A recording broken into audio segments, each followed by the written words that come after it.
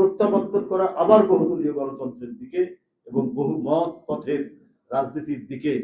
তো সেই ধারাবাহিকতার দল তো হচ্ছে এই দলটি। সুতরাং একে নানাভাবে দমন করা এবং মাটির সাথে মিলিয়ে দেওয়ার প্রচেষ্টার পরেও এটা সম্ভব হয়নি, কারণ যে এর নেতৃত্ব দিয়েছিলেন অটলভাবে এবং খুব শক্তভাবে দেশনেত্রী বেগম খালেদা জিয়া, এবং তার সাথে কিছু নৈতিক বৈশিষ্ট্য তিনি অ্যাড করতে পেরেছিলেন।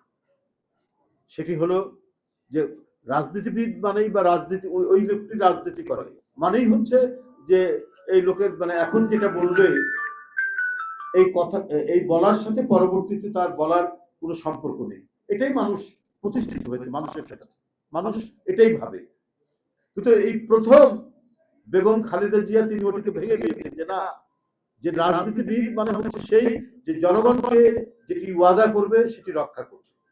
সেটা 86 সাল থেকে তার শুরু হয়েছে এবং তার মৃত্যু পর্যন্ত এই রাজনীতির যে একটা নৈতিক উচ্চতার পর দিকে নিয়ে গেছেন সেটা বেগম খালেদা জিয়া। রাজনীতি মানে প্রতারণা নয়, রাজনীতি মানে মিথ্যা অঙ্গীকার নয়, মিথ্যা ওয়াদা নয়। রাজনীতি মানে হচ্ছে আমি জনগণকে যেটা অঙ্গীকার করব সেটাই আমি বাস্তবায়ন করব। এটাই হলো রাজনীতির মূল দিক। এবং এই বৈশিষ্ট্যটার একমাত্র আমি বলবো যে যিনি প্রতিনিধিত্বকারী ব্যক্তি তিনি হলেন দেশনেত্রী বেগম খালেদা জিয়া। আমি তার আত্মার মাগফিরাত কামনা করছি। সবাইকে ধন্যবাদ।